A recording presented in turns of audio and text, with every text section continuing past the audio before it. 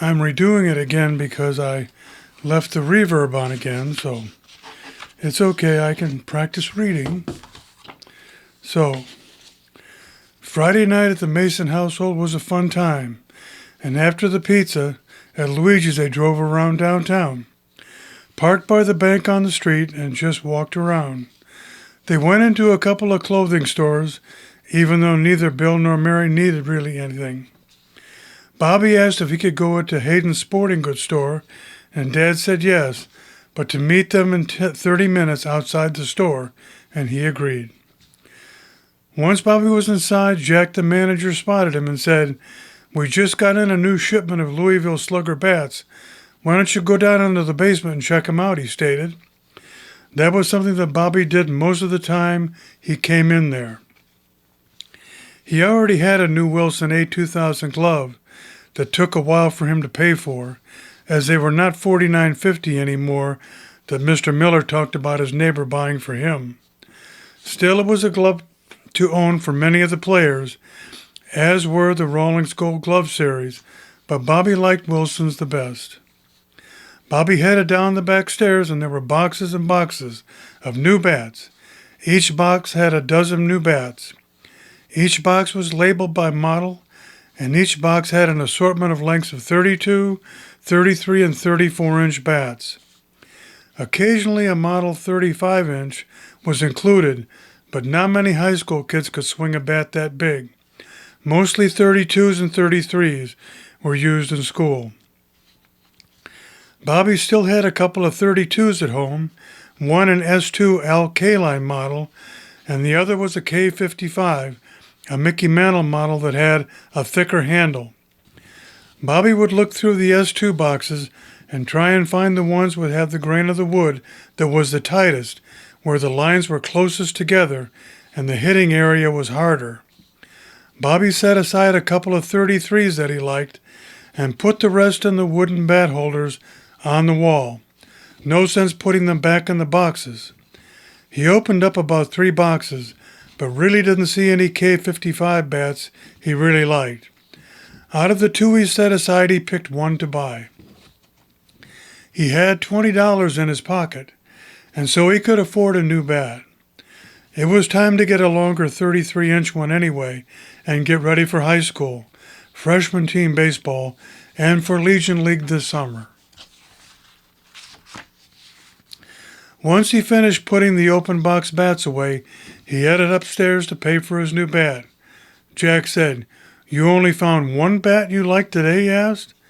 "No, there were more, but I just started playing the clarinet in the school band, and I have to buy reeds for that as well. And I still have some 32s at home. But this new 33 is for the future. But I can choke up a little for now and give it a try and practice next week," Bobby added with a smile. "You know it's hard for me to walk out of here empty-handed," Bobby said with a laugh. "That's okay," said Jack. "We appreciate all you buy from us," he added. Bobby paid for the bat, and Jack threw him a new Wilson 1010B baseball and said it was on the house. Jack said the B was for Blem, but he said he could not find anything wrong with any of the gross of the balls they got in from Wilson. But the price was right, and Bobby was surprised it was on the house. "Thanks, Jack," said Bobby. Are you sure?" he asked. "Yes, no problem," said Jack. "Have a nice weekend," he added as Bobby headed toward the door with his new bat and ball. Some new customers were just entering the store, and Bobby held the door for them. "Thank you, young man," said the older lady. "Looks like you're ready to play some ball," said the man with her. "Yes, sir," said Bobby. "I play for the junior high school team now." "Well, good luck to you," the man added, and patted Bobby on the shoulder. Bobby headed out the door and could see Mom and Dad looking across the street, out over the bridge over the river that was just to the right of them. Mom and Dad remarked about the new bat and ball, and Bobby filled them in how Jack had given him the new ball. It was very nice of him, his folks said. They all headed back to the car and drove quietly home as Bobby admired his new bat and ball. Once home, Dad headed into his office just to do a little preliminary work on the city insurance proposal, and Mom said she was going to go make some popcorn and find a movie to watch. Bobby said he was going upstairs and practice his clarinet for about 30 minutes, and then listen to some baseball on his stereo. He put his clarinet together, pulled out the mic stand when the microphones were still mounted, and turned on the TAC cassette deck.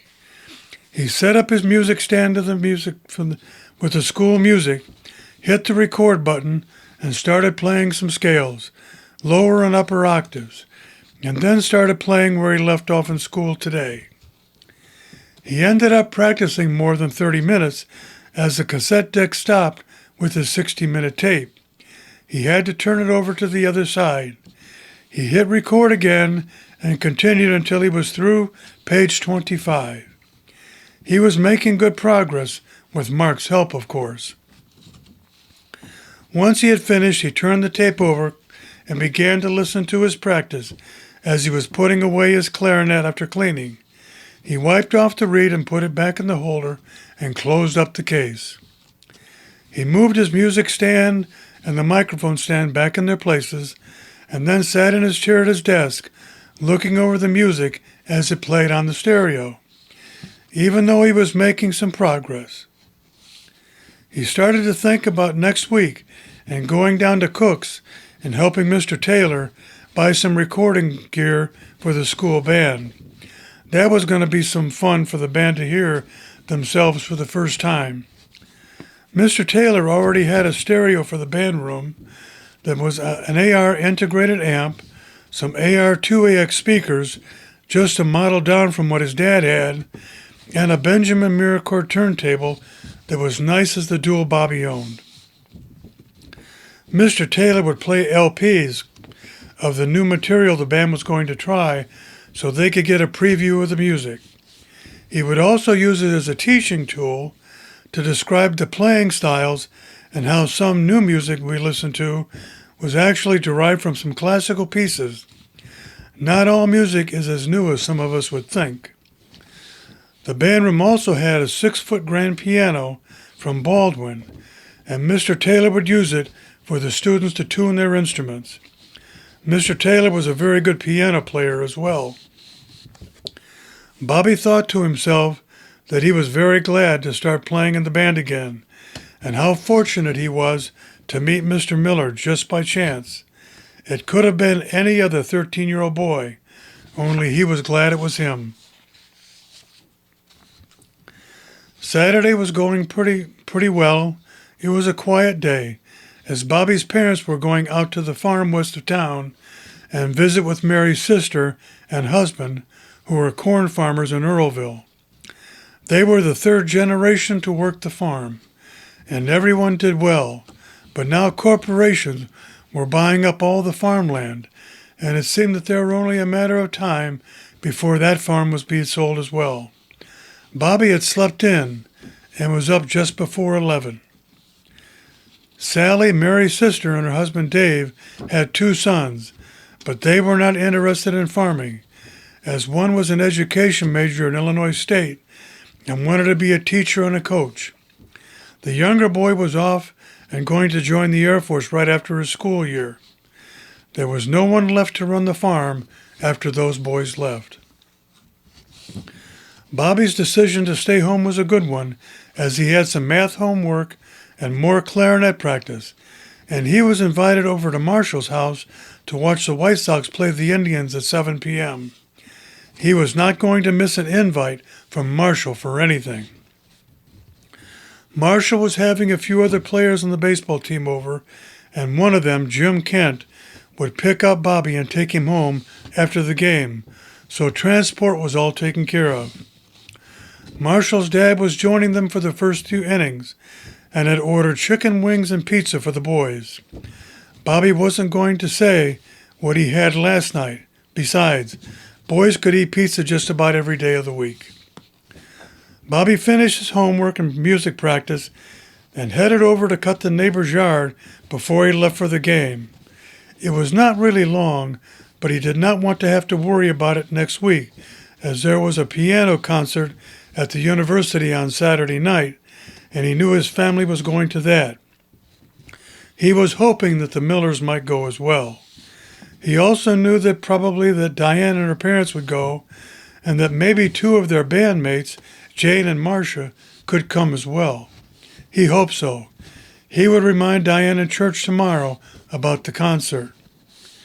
At about 4 p.m., Bobby went over and cut the grass and bagged it all up so the yard looked superb. He emptied it into a black garbage bag and set it inside the 40-gallon trash can that would be put out to the curb on Monday morning, as Monday was their area pickup for garbage. At 4:30 p.m., Bobby hopped into the shower to get ready for the Marshall's party. He was smart enough not to put on his Yankee jersey, so he put on a Nellie Fox number 2 jersey of the White Sox. A good move that would save him some good-natured ribbing by all the Sox fans over at Marshall's house.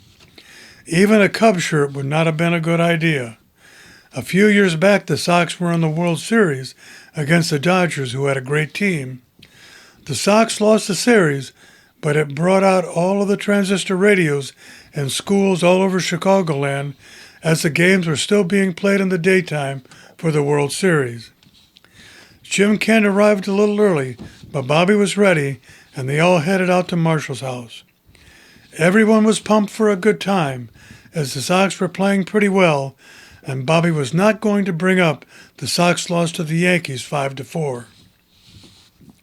Jim was the catcher on the team, and all the boys going over there were starters for the most part, except for Bailey Johnson, who was a sophomore, but a starting pitcher on the team. He was excellent, and would surely be on the baseball team captain his senior year. He was also a great basketball player, and a starter there as well, and could really shoot and handle the ball. The boys had a great time, and Marshall's dad was glad to hear that Bobby had joined the band at Walden, but was also going to keep playing sports. He told Bobby it was going to eat up much of his free time, but to work hard and keep his studies up. He looked forward to coming over to the high school band concerts next year to hear him play. The White Sox won 7-1, and everyone had a good time, and Jim Kent dropped off Bobby at home about 10 p.m. The lights were on as Bobby's parents stayed up to make sure he was home safe and sound. Bobby said they had a good time, and they only got home about 9 p.m. themselves.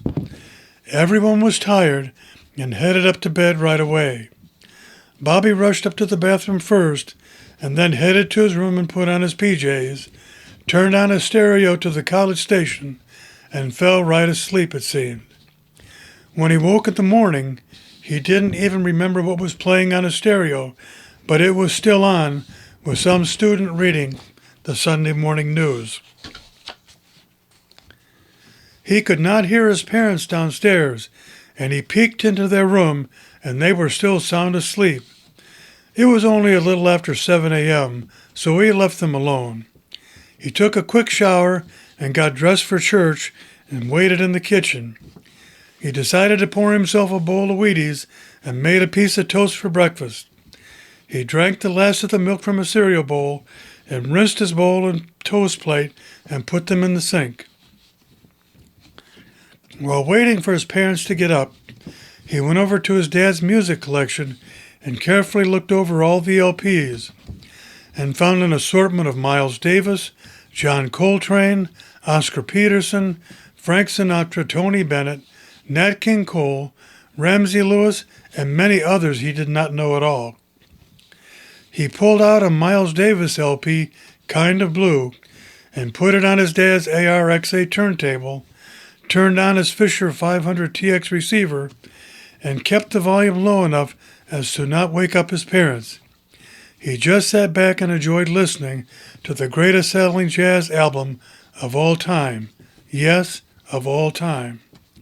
Piano, drums, bass, 2 saxophone players, and Miles on trumpet.